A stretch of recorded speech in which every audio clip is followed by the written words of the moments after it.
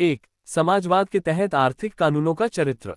कुछ साथी विज्ञान के नियमों और खास तौर पर समाजवाद के तहत राजनीतिक अर्थव्यवस्था के नियमों की वस्तुपरक प्रकृति से इनकार करते हैं। वे इस बात से इनकार करते हैं कि राजनीतिक अर्थव्यवस्था के नियम कानून द्वारा संचालित प्रक्रियाओं को दर्शाते हैं जो मनुष्य की इच्छा से स्वतंत्र रूप से संचालित होते हैं। उनका मानना है कि इतिहास द्वारा सोवियत राज्य को सौंपी गई विशिष्ट भूमिका को देखते हुए सोवियत राज्य और उसके नेता राजनीतिक अर्थव्यवस्था के मौजूदा नियमों को खत्म कर सकते हैं और नए कानून बना सकते हैं। ये साथी बहुत बड़ी गलती कर रहे हैं। ये स्पष्ट है कि वे विज्ञान के नियमों को, जो प्रकृति या समाज में वस्तुनिष्ठ प्रक्रियाओं को दर्शाते हैं, प्रक्रियाओं को जो मनुष्य की इच्छा से स्वतंत्र रूप से घटित होती हैं, उन कानूनों के साथ भ्रमित कर रहे हैं जो सरकारों द्वारा जारी किए जाते हैं, जो मनुष्य की इच्छा से बनाए जाते हैं और जिनकी केवल न्यायिक वैधता होती है। लेकिन उन्हें भ्रमित नहीं किया जाना चाहिए। मार्क्सवाद विज्ञान के नियमों को, चाहे वे प्राकृतिक विज्ञान के नियम हो या राजनीतिक अर्थव्यवस्था के नियम, वस्तुगत प्रक्रियाओं का प्रतिबिंब मानता है जो मनुष्य की इच्छा से स्वतंत्र रूप से घटित होते हैं। मनुष्य इन नियमों की खोज कर सकता है, उन्हें जान सकता है, उनका अध्ययन कर सकता है, अपनी गतिविधियों में उनका उपयोग कर सकता है और समाज के हित में उनका उपयोग कर सकता है, लेकिन वह उन्हें बदल या समाप्त नहीं कर सकता। वह विज्ञान के नए नियम तो बना या बना भी नहीं सकता। क्या इसका मतलब यह है कि, उदाहरण के लिए, प्रकृति के नियमों की कार्रवाई के परिणाम, प्रकृति की शक्तियों की कार्रवाई के परिणाम, आमतौर पर अपरिवर्तनीय है, कि प्रकृति की शक्तियों की विनाशकारी कार्रवाई हमेशा और हर जगह एक मौलिक और अटल शक्ति के साथ आगे बढ़ती है जो मनुष्य के प्रभाव के आगे नहीं झुकती? नहीं, ऐसा नहीं है। खगोलीय, भूवैज्ञानिक और इसी तरह की अन्य प्रक्रियाओं को छोड़कर, जिन्हें प्रभावित करने में मनुष्य वास्तव में शक्तिहीन है, भले ही वह उनके विकास के नियमों को जान गया हो, कई अन्य मामलों में मनुष्य प्रकृति की प्रक्रियाओं को प्रभावित करने में सक्षम होने के अर्थ में शक्तिहीन से बहुत दूर है। ऐसे सभी मामलों में प्रकृति के नियमों को जानने, उन्हें ध्यान में रखने और उन पर भरोसा करने और उन्हें बुद्धिमानी से लागू करने और उनका उपयोग करने के बाद, मनुष्य उनकी कार्रवाई के क्षेत्र को सीमित कर सकता है और प्रकृति की विनाशकारी शक्तियों को एक अलग दिशा दे सकता है और उन्हें समाज के उपयोग में बदल सकता है। कई उदाहरणों में से एक को लें। पुराने समय में बड़ी नदियों का उफान, बाढ़ और उसके कारण घरों और फसलों का नष्ट होना एक ऐसी आपदा मानी जाती थी जिसे टाला नहीं जा सकता था, जिसके खिलाफ मनुष्य शक्तिहीन था। लेकिन समय बीतने और मानवीय ज्ञान के विकास के साथ, जब मनुष्य ने बांध और जलविद्युत स्टेशन बनाना सीख लिया, तो समाज को बाढ़ की आपदा से बचाना संभव हो गया, जिसे पहले टाला नहीं जा सकता था। इसके अलावा मनुष्य ने प्रकृति की विनाशकारी शक्तियों पर अंकुश लगाना, उनका दोहन करना, पानी की शक्ति को समाज के उपयोग में बदलना और खेतों की सिंचाई और बिजली उत्पादन के लिए उसका उपयोग करना सीखा। क्या इसका मतलब यह है कि मनुष्य ने प्रकृति के नियमों, विज्ञान के नियमों को खत्म कर दिया है और प्रकृति के नए नियम, विज्ञान के नए नियम बना दिए हैं? नहीं, ऐसा नहीं है। सच तो यह है कि पानी की विनाशकारी शक्तियों की क्रिया को रोकने और समाज के हित में उनका उपयोग करने की यह पूरी प्रक्रिया वैज्ञानिक नियमों के उल्लंघन, परिवर्तन या उन्मूलन या नए वैज्ञानिक नियमों के निर्माण के बिना होती है। इसके विपरीत, ये पूरी प्रक्रिया प्रकृति के नियमों और विज्ञान के नियमों के सटीक अनुरूप होती है, क्योंकि प्रकृति के नियमों का कोई भी उल्लंघन, यहाँ तक कि थोड़ा सा भी, केवल मामलों को बिगाड़ देगा और प्रक्रिया को निरर्थक बना देगा। यही बात आर्थिक विकास के नियमों, राजनीतिक अर्थव्यवस्था के नियमों के बारे में भी कही जानी चाहिए, चाहे वह पूंजीवाद के दौर में हो या समाजवाद के दौर में।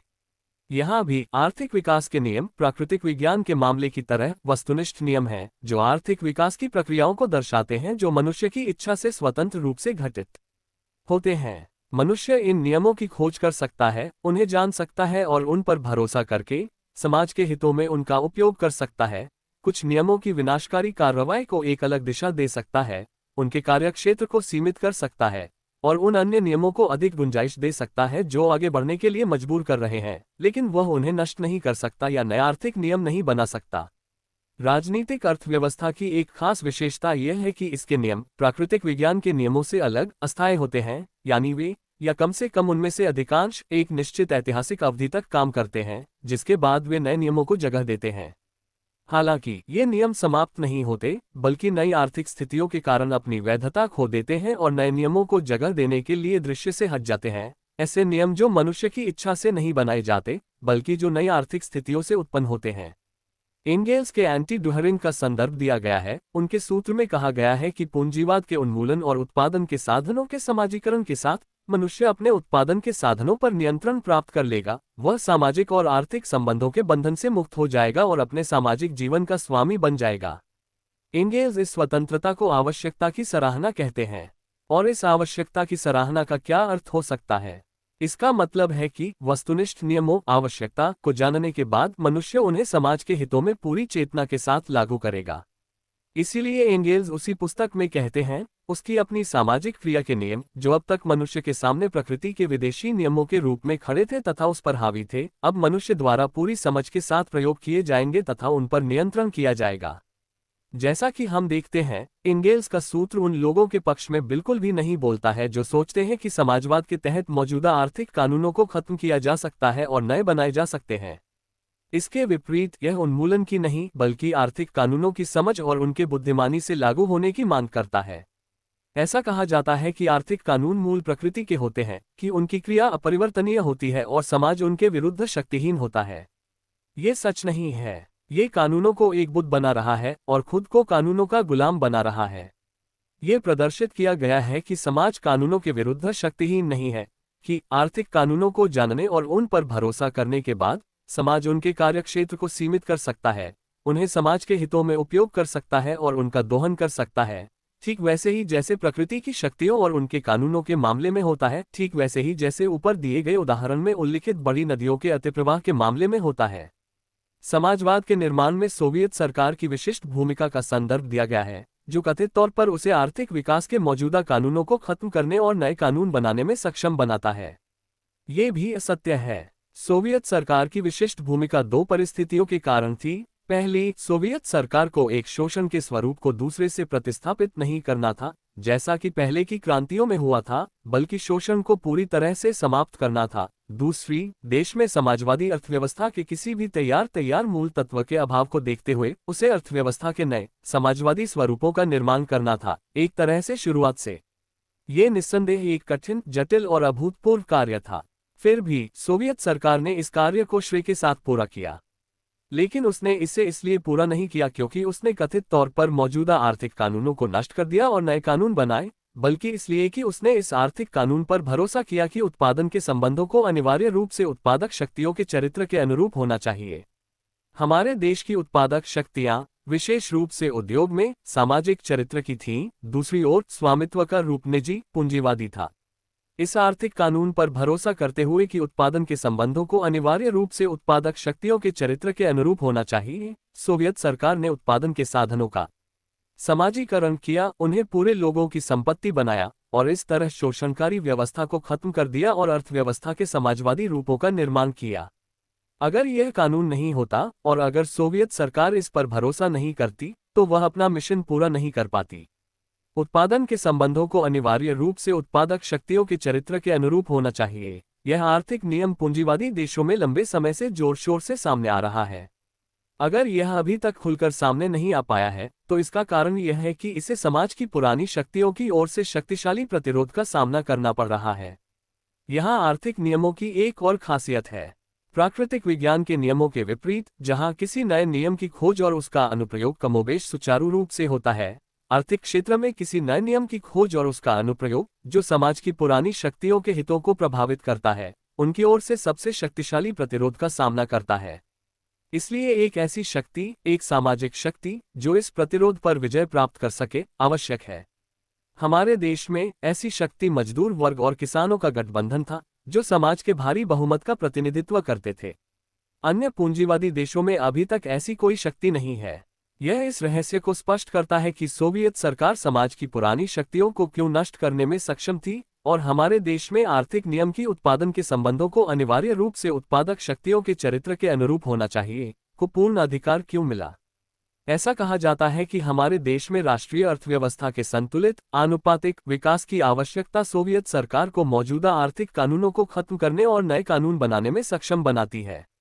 ये बिल्कुल गलत है। हमारी वार्षिक और पंचवर्षीय योजनाओं को राष्ट्रीय अर्थव्यवस्था के संतुलित, आनुपातिक विकास के वस्तुगत आर्थिक कानून के साथ भ्रमित नहीं किया जाना चाहिए। राष्ट्रीय अर्थव्यवस्था के संतुलित विकास का कानून पूंजीवाद के तहत प्रतिस्पर्धा और उत्पादन की अराजकता के कानून के विरोध में पैदा हुआ था। यह उत्पादन के साधनों के समाजीकरण से उत्पन्न हुआ, जब प्रतिस्पर्धा और उत्पादन की अराजकता के कानून ने अपनी वैधता खो दी थी।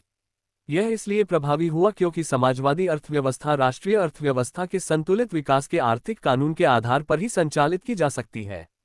इसका मतलब है कि राष्ट्रीय अर्थव्यवस्था के संतुलित विकास का कानून हमारे योजना निकायों के लिए सामाजिक उत्पादन की सही ढंग से योजना बनाना संभव बनाता है।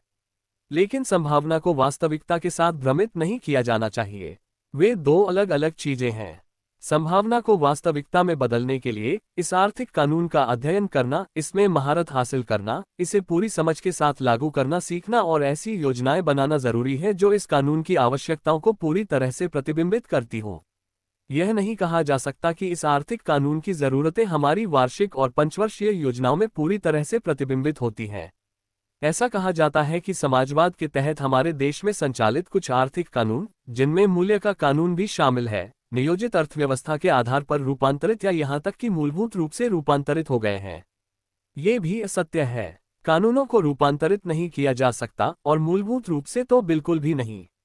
यदि उन्हें रूपांतरित किया जा सकता है तो उन्हें समाप्त किया जा सकता है और उनकी जगह अन्य कानून लाए जा सकते हैं।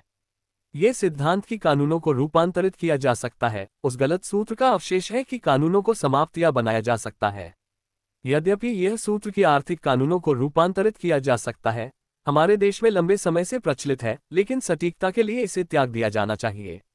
इस या उस आर्थिक कानून की कार्रवाई के क्षेत्र को प्रतिबंधित किया जा सकता है, इसकी विनाशकारी कार्रवाई अर्थात यदि यह विनाशकारी होने की संभावना है को रोका जा सकता है, लेकिन इसे रूपांतरित या समाप्त नहीं किया जा सकता है।